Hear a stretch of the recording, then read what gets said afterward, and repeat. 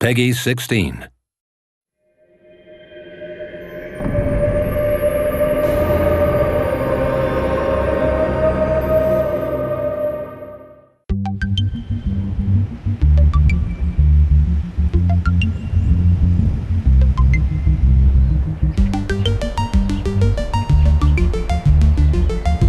It's such an exciting time.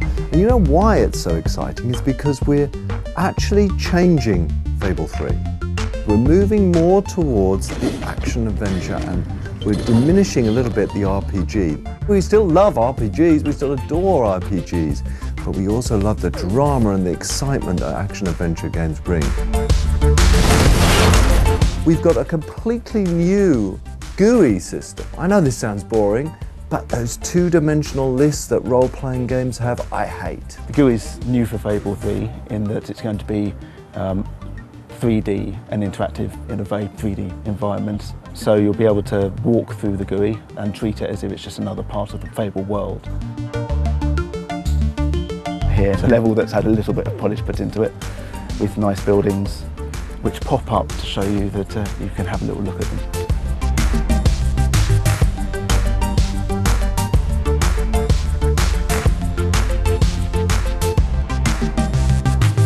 I want dressing rooms where I can change my clothes. I want armories where I can craft my weapons. I want war rooms where I can strategize. You'll be able to walk into, for example, a clothing room. You'll see statues dressed up with all the clothing that you've collected, so you can see at a glance whether you think the trousers all look good on you, that kind of thing. And you can see here we've got some outfits that we've collected during our time in the game. You'll be able to scroll through your different outfits to see what you've collected. And then just in real time I can just have a quick run around, see if I like it. One of the things about Fable is the humour. You know, people have said, it's a British humour, it's a bit like Monty Python. So we were inspired by that, and so we went out there and we got the most iconic Monty Python character ever. John Cleese is one of the major players in Fable 3. Okay. Now I've got some strange man in here who's moving around. I played Jasper, who is the butler at the royal palace, and he was originally butler to the king who's gone all wrong, the naughty one. And now he is the great and faithful and loyal attendant on the young fellow who's going to become the hero, or the young girl who's going to become the heroine. The bottom half of your chicken suit has arrived, and I've prepared it for you. Yes, this is exactly the sort of future I imagined for myself when I got into butling.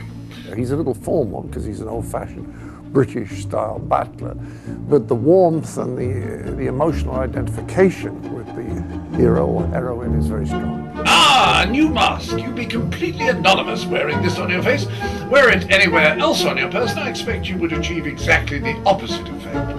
Your butler will be very unique to you. He's recording more lines than almost anyone else in the cast because of that. After that, you are to continue your combat training with Sir Walter.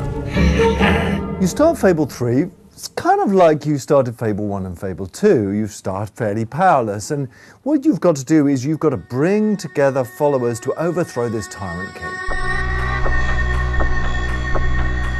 On your journey to overthrowing that king, you're going to make people promises. And I love the relevance to today, because what you'll find is the promises you make are going to have to be fulfilled. But just like presidents and prime ministers in today's world, it's so hard to keep those promises.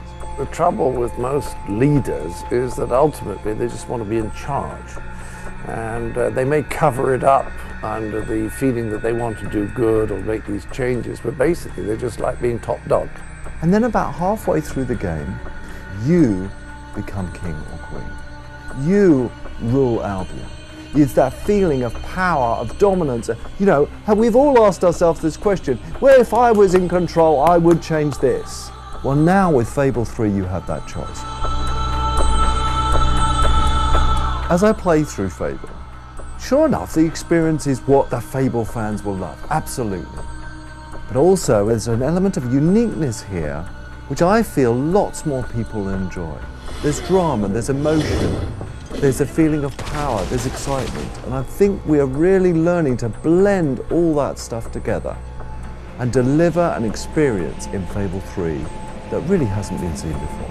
And so you have gathered every last piece of the lady's pyjamas. Gosh, that would make an excellent closing line for a novel, wouldn't it? A great cliffhanger.